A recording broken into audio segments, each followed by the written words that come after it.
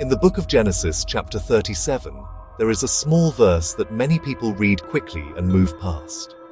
Yet inside that single moment lies one of the most powerful turning points in the entire Bible. Genesis chapter 37, verse 25, says that Joseph's brothers sat down to eat bread. Joseph had just been thrown into a pit by his own brothers. He was alone, helpless, and crying out from the darkness of that empty well. But while he suffered, his brothers calmly sat down and began to eat. Then they lifted their eyes and saw something in the distance. A caravan of Ishmaelites was coming from Gilead. Their camels were loaded with spices, balm, and myrrh, traveling down to Egypt. That moment would change Joseph's life forever. To understand the depth of this story, we need to know who the Ishmaelites were. They were the descendants of Ishmael, the son of Abraham and Hagar. Ishmael's descendants became desert tribes who traveled the trade routes between Arabia, Canaan, and Egypt. They were merchants, moving valuable goods like spices, perfumes, and healing resins across the ancient world. And so when Joseph's brothers saw the caravan approaching, they suddenly had an idea. Instead of leaving Joseph to die in the pit, they decided to sell him. Genesis tells us that they pulled Joseph out of the pit and sold him to the Ishmaelites for 20 pieces of silver. The traders then carried Joseph away to Egypt. Joseph was betrayed by his own family, sold like a slave, and taken far away from everything he had ever known. But what looked like the end of Joseph's life was actually the beginning of God's plan. Interestingly, the Bible gives us a detail that seems small but is actually very meaningful. The caravan was carrying spices, balm, and myrrh. These were not ordinary goods. In the ancient world, these substances were extremely valuable. Balm was used for healing wounds. Spices were used in sacred rituals and perfumes. Myrrh was used for medicine, perfume, and burial preparations. Myrrh in particular appears again later in the Bible in a very powerful way. When Jesus was born, wise men came from the east, bringing 3 gifts: gold, frankincense, and myrrh. And when Jesus died, his body was prepared with myrrh and spices for burial. The same substance mentioned in Joseph's story appears again at the beginning and end of the life of Jesus. This is why many theologians see Joseph's story as a powerful foreshadowing of Christ. Joseph was the beloved son of his father Jacob. Jesus is called the beloved son of the Father. Joseph was hated and rejected by his brothers. Jesus was rejected by his own people. Joseph was betrayed and sold for silver. Jesus was betrayed by Judas for silver. Joseph suffered unjustly, yet later became the one who saved many lives during a terrible famine.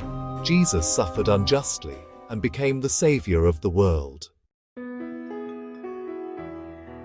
Even the silver involved in Joseph's betrayal carries meaning. Joseph was sold for 20 pieces of silver, which was roughly the price of a young slave in that era. Centuries later, Jesus was betrayed for 30 pieces of silver, the legal price of a slave under the law of Moses. Both were treated as if they were worth nothing more than the price of a slave. Joseph's journey then moves through 3 powerful stages that reflect a pattern seen throughout the Bible. First came the pit. Joseph's brothers stripped him of his coat, the special robe given to him by his father, and threw him into an empty pit. It was a place of abandonment and rejection. From Joseph's perspective, it must have felt like the end. Then came the prison. After being taken to Egypt, Joseph eventually ended up in prison after being falsely accused. Even though he had done nothing wrong, he suffered humiliation and injustice. Yet the story does not end there. The final stage was the palace. Through a remarkable chain of events, Joseph interpreted the dreams of Pharaoh. Pharaoh recognized Joseph's wisdom and placed him in charge of the entire land of Egypt. In a single day, Joseph went from prisoner to ruler. The pattern of pit, prison, and palace mirrors another story in the Bible.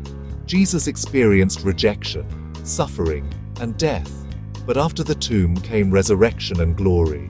Joseph's story shows a powerful truth. Sometimes the path to elevation passes through suffering. Another fascinating moment in Joseph's story occurs while he is still in prison. There he meets two officials from Pharaoh's court, the chief cupbearer and the chief baker. Both men had troubling dreams, and Joseph interpreted them. Joseph told the cupbearer that within 3 days he would be restored to his position, but the baker would be executed within 3 days. Exactly 3 days later, Joseph's interpretation came true. The cupbearer returned to life and freedom. The baker faced judgment. Once again, we see a powerful pattern. In the New Testament, Jesus was crucified between two criminals. One mocked him and rejected him. The other believed and asked Jesus to remember him. Jesus told that man he would be with him in paradise. One received life, one faced judgment, and 3 days later, Jesus rose from the grave. The number 3 days appears many times in the Bible as a moment of transformation. Jonah spent 3 days in the belly of the great fish before being delivered. Jesus spent 3 days in the tomb before the resurrection. Joseph's story contains these echoes long before the events of the New Testament. There is also another powerful symbol in Genesis chapter 37 that, many readers overlook. After selling Joseph, the brothers took his coat, the beautiful robe given by their father. They killed a goat and dipped the coat in its blood. Then they brought the coat to Jacob and asked if it belonged to his son. When Jacob saw the blood on the coat, he believed Joseph had been killed by a wild animal. In reality, Joseph was alive. The use of a goat and blood is significant because, later in Israel's history, goats were used in sacrificial rituals for sin. On the Day of Atonement, one goat was sacrificed, and another became the scapegoat that symbolically carried away the sins of the people. The image of blood, sacrifice, and the beloved Son, appearing to be dead, forms another layer of symbolism that points forward to the larger story of redemption in the Bible. Joseph's life shows again and again how God can transform betrayal into purpose. At the end of Genesis, when Joseph finally reveals himself to his brothers, they are, completely terrified. They expect revenge.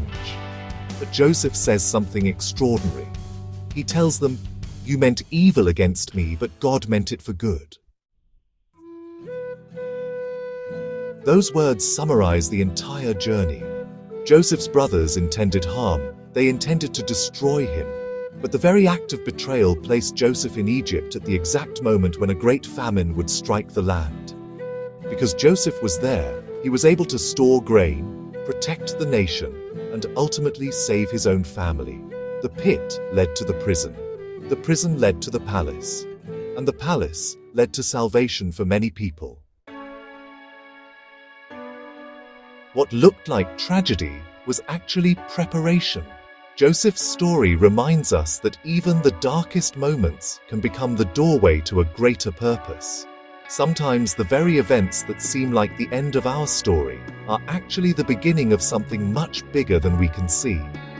And it all began with a simple moment in Genesis chapter 37, when a caravan of Ishmaelite traders appeared on the horizon, carrying spices, balm, and myrrh on their way to Egypt.